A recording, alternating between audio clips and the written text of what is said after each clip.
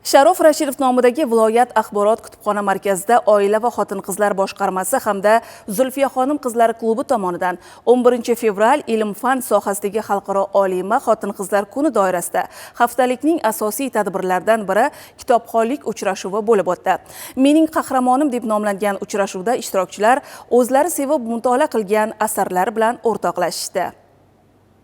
Insonning kamolga yetishi avvalo uning fikrlash darajasi, ma'naviyati hamda dunyoqarashi bilan bog'liq. Bu borada esa fikrlar almashinuvi, mulohaza etish, nutq madaniyatini shakllantirish ahamiyati katta. Kitobxonlik madaniyatini targ'ib etishga qaratilgan mazkur uchrashuvga unda ishtirok etgan Zulfiya xonim qizlari klubining a'zolari va keng jamoatchilik vakillari o'zi sevib o'qigan asarlarni olib kelishdi. Har bir asardagi qahramon ayol obrazi bu ishtirokchilarning adabiy tanlovi bo'libgina qolmay, hayotda uchraydigan turli voqeliklar prizmasida kitobxonlar uchun alohida taassurot beradi. Mana shu jihat kitobxon xotin-qizlarning adabiy munozaralari markazida bo'ldi.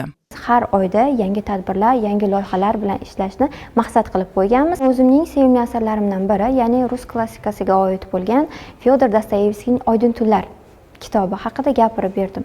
Bu kitob mening rus klassikaga bo'lgan muhabbatimni yanada oshirdi. Biz kelajakda yangi kitoblar va asarlar bilan buni boyitishga o'z hissamizni qo'shishni maqsad qilib qo'ydik. Viloyat bo'yicha turli uchrashuvlar, dars suhbatlari tashkil etilyapti. Mana shu haftalikdan biz ham chetda qolib ketmaylik deya ajoyib bir loyihani boshlashdi. Bu loyiha Mening qahramonim deya nomlanadi.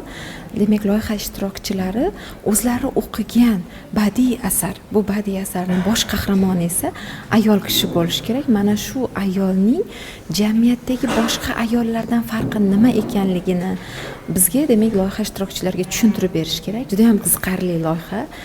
Biz bu orqali o'sha xotin-qizlarimizni kitobxonlikka jalb qilish va kitobxonlikni targ'ib qilishni maqsad qilganmiz.